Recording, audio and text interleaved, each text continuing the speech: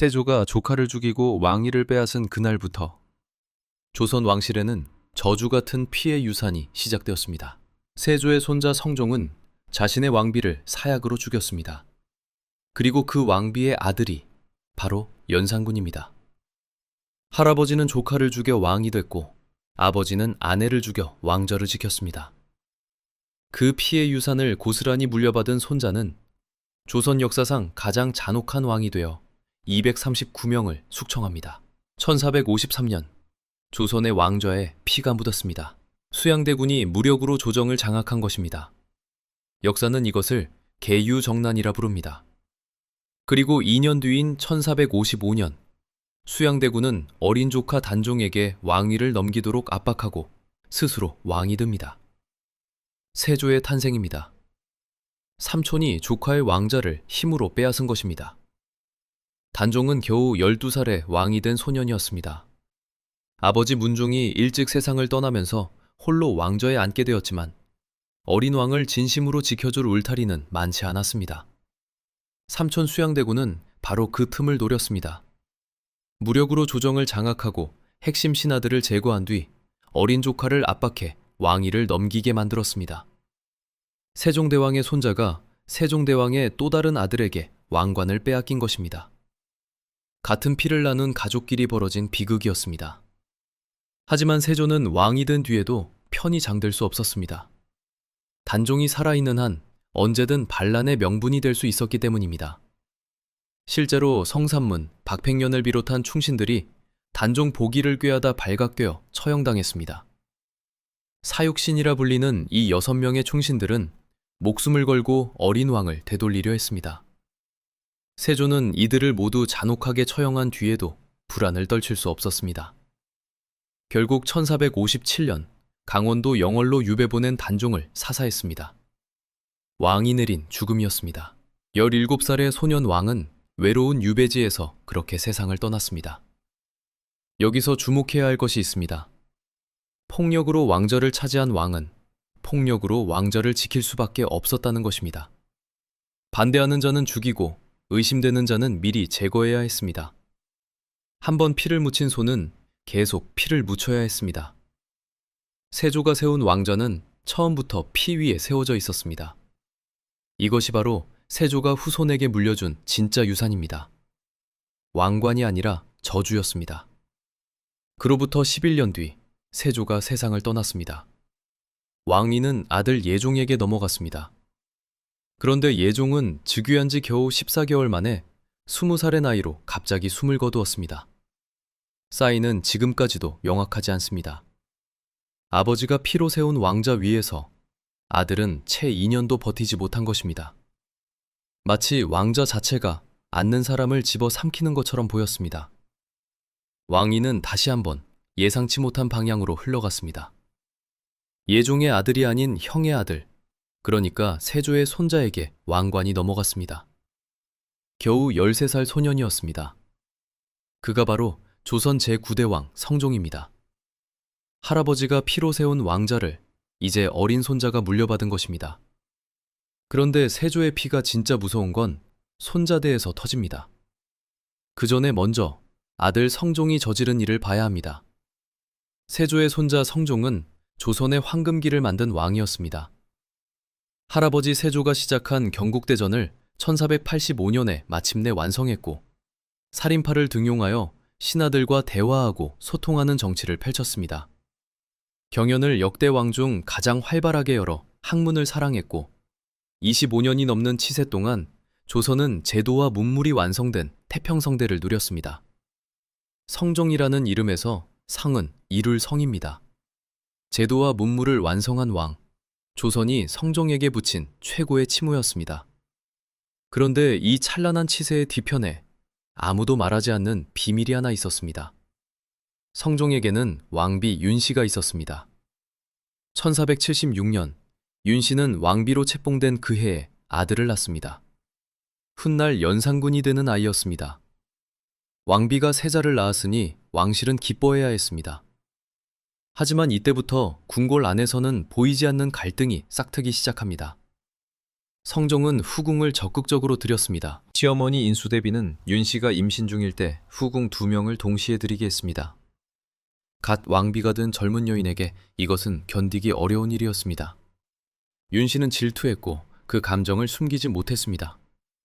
인수대비와의 갈등은 날이 갈수록 깊어졌습니다. 1477년 윤 씨의 처소에서 비상과 주술에 쓰이는 물품이 발견됩니다. 비상은 독약의 재료입니다. 궁궐에서 독약 재료가 나왔다는 것은 왕실을 뒤흔들 만한 사건이었습니다. 이때 처음으로 왕비를 내쫓자는 이야기가 나왔지만 이번에는 넘어갔습니다. 하지만 2년 뒤인 1479년 성종은 대신들을 불러 모읍니다. 그리고 직접 교지를 내립니다. 왕비 윤 씨를 폐위하여 궁 밖으로 내쫓으라고. 투기와 비상소지, 왕실 품위 훼손이 이유였습니다. 여기서 많은 분들이 모르는 사실이 하나 있습니다. 드라마에서는 대신들이 앞장서서 폐비를 주도한 것처럼 그립니다. 간악한 신하들이 왕비를 몰아냈다고. 하지만 기록에 따르면 정반대였습니다. 폐비를 밀어붙인 것은 성종 본인이었습니다. 대신들은 오히려 반대하는 분위기가 역력했습니다. 이렇게 역사에 숨겨진 진실을 함께 추적하고 싶으신 분들은 구독 한번 눌러주시면 큰 힘이 됩니다. 성종은 왜 그랬을까요? 후궁을 적극적으로 취한 것은 성종이었습니다. 그로 인해 왕비가 질투한 것이고 시어머니와 갈등이 생긴 것입니다. 원인을 만든 사람이 결과를 심판한 셈입니다. 태평성대를 이끈 성군의 이면에는 자신이 만든 불씨를 아내에게 뒤집어 씌운 냉정한 정치인이 있었습니다.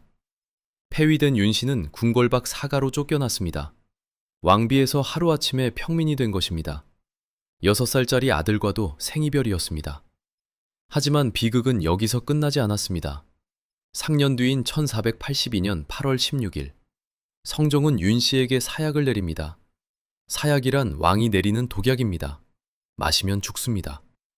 좌승지 이세저가 직접 사약을 들고 가서 집행했습니다. 이날 윤 씨의 아들 연산군은 7살이었습니다.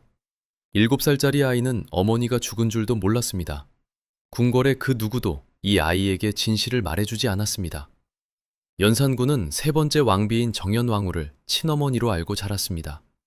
진짜 어머니가 아버지의 명령으로 독약을 마시고 죽었다는 사실을 모른 채 왕세자로 자라났습니다. 그리고 세월이 흘러 1494년 아버지 성종이 세상을 떠나고 연산군이 왕위에 오릅니다. 즉위한 이듬해인 1495년 3월 16일, 연산군은 아버지 성종의 묘지문을 읽다가 낯선 이름 하나를 발견합니다. 윤기견. 자신의 외할아버지 이름이었습니다. 연산군은 승지에게 물었습니다. 이 사람이 누구냐고. 그 대답을 듣는 순간 연산군은 자신의 진짜 어머니가 폐비 윤씨라는 것을 알게 됩니다. 어머니가 죄를 짓고 폐위되어 사약으로 죽었다는 것을. 실록은 이렇게 기록합니다. 왕이 비로소 윤씨가 죄로 폐위되어 죽은 줄을 알고 수라를 들지 않았다. 밥을 먹지 못했습니다. 수라를 거부했습니다. 20살 청년 왕이 감당하기에는 너무나 큰 진실이었습니다. 자신을 낳아줘준 어머니가 다름 아닌 아버지의 명령으로 독약을 마시고 죽었다는 사실. 그리고 궁궐의 모든 사람이 그 사실을 알면서도 자신에게만 숨겨왔다는 사실. 아버지가 어머니를 죽였습니다. 그 사실을 알게 된 왕이 무엇을 했는지는 이제부터입니다. 연산군은 처음에 명군이었습니다. 왕위에 오르자마자 사창과 삼평창을 설치해 굶주리는 백성을 구제했고 관리들에게 유급 독서 휴가를 주는 사가 독서 제도를 되살렸습니다. 남쪽 바다에 왜구가 나타나면 직접 군대를 보내 물리쳤고 성종 말기부터 퍼져 있던 관리들의 부정부패를 가차없이 척결했습니다. 이것이 우리가 아는 그 연산군입니다. 비융사라는 군사기관을 만들어 병기를 직접 제조하게 했고 북쪽 국경의 여진족까지 터벌했습니다. 처음부터 미치광이가 아니었습니다. 오히려 나라를 바로 세우려는 젊은 왕이었습니다. 그런데 여기서 소름 끼치는 게 있습니다. 즉위 4년째인 1498년, 조선 역사상 처음으로 대규모 숙청이 벌어집니다. 무오사화입니다. 발단은 이랬습니다. 성종실록을 편찬하는 과정에서 사관 김일손이 쓴 사초가 발각됩니다. 그 안에는 스승 김종직이 쓴 글이 실려 있었는데 이 글이 문제였습니다. 세조가 단종의 왕위를 빼앗은 일을 옛날 중국 역사에 빗대어 비판한 내용이었습니다. 조의제문이라는 이 글은 단종을 중국에 의제해 세조를 항우에 비유했습니다. 쉽게 말해 연산군의 할아버지 세조를 역적이라고 쓴 겁니다. 이걸 발견한 인물이 유자광입니다. 서울 출신으로 신하들에게 미움을 받던 인물이었는데 공작 정치에는 천재적이었습니다. 유자광은 이 사초를 연산군에게 직접 가져가 해석해줍니다. 전하의 할아버지를 역적이라 부른 자들이 있습니다. 연산군은 분노했습니다. 결과는 처참했습니다. 사형 6명을 포함해 유배와 파지까지 총 51명의 선비가 하루아침에 쓸려나갔습니다. 이미 6년 전에 세상을 떠난 김종직은 무덤이 파헤쳐졌습니다. 관을 열어 시신의 목을 자르는 부관 참시를 당한 것입니다. 이것이 끝이었다면 연산군은 그저 엄한 왕으로 기록되었을 것입니다. 하지만 진짜 폭풍은 6년 뒤에 찾아옵니다. 1504년 임사홍이라는 신하가 연산군에게 어머니 패비 윤씨의 죽음에 대한 전모를 알려줍니다. 어머니가 왜 죽었는지, 누가 찬성했는지, 누가 방관했는지, 그리고 결정적으로 후궁 엄씨와 정씨가 어머니를 중상 모략했다는 사실까지. 연산군의 안에서 무언가가 무너졌습니다. 아니, 무언가가 깨어났습니다. 갑자사화가 시작됩니다. 연산군이 가장 먼저 한 일은 후궁 엄씨와 정씨를 불러들인 것이었습니다. 자루를 씌워 묶은 뒤 아들 이항과 이봉에게 직접 때리게 했습니다. 이봉은 자루 안에 있는 사람이 자신의 어머니라는 것을 알았습니다. 차마 손을 들지 못했습니다. 하지만 이항은 달랐습니다. 그는 명령에 따랐습니다. 두 여인은 결국 매질 끝에 숨을 거뒀습니다. 그리고 연산군은 그 시신을 토막냈습니다. 소금에 절여 젓갈처럼 만든 뒤 산과 들에 뿌리게 했습니다. 이것은 야사가 아닙니다. 실록에 기록된 사실입니다. 속청은 7개월 동안 계속되었습니다. 어머니의 죽음에 찬성한 자, 동조한 자, 심지어 아무 말도 하지 않고 지켜보기만 한 자까지 모두 명단에 올랐습니다. 천하의 권력을 누리던 한 명에도 예외가 아니었습니다. 이미 세상을 떠난 몸이었지만 무덤이 파헤쳐져 목이 잘렸습니다. 내가 왜 말리지 않았느냐는 이유 하나로 부관 참시를 당한 자가 22명, 처벌받은 사람이 239명, 그중 목숨을 잃거나 부관 참시를 당한 사람만 약 122명에 달합니다.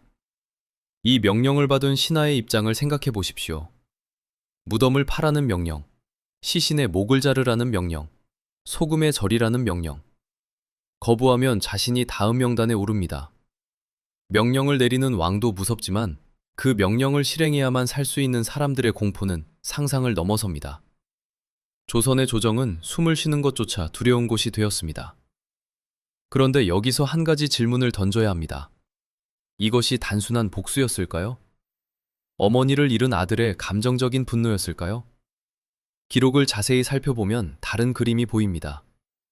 무우사화에서 연산군이 제거한 것은 살인파, 즉 왕에게 끊임없이 잘못을 지적하는 선비 집단이었습니다.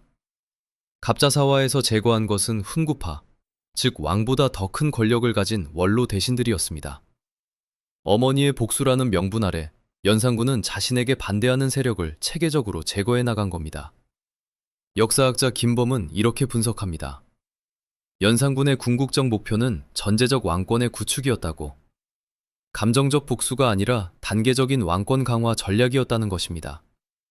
연산군은 즉위 초기부터 신하들의 간언을 왕을 능멸하는 행위로 여겼습니다.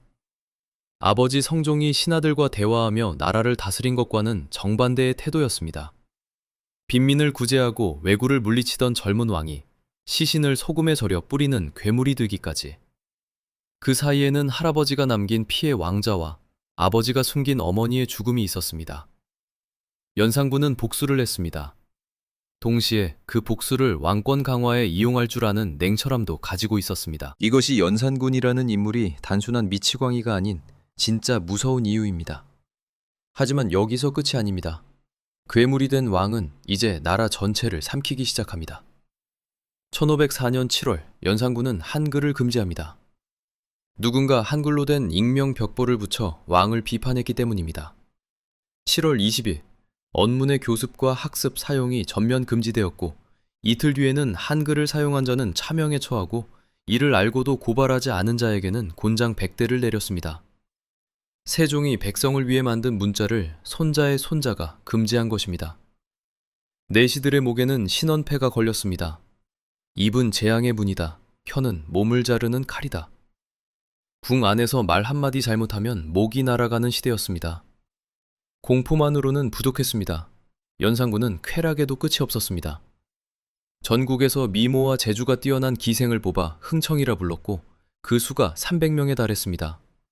재주만 갖춘 운평이 700명, 한 번 행차에 흥청만 1000명이 동원되었습니다.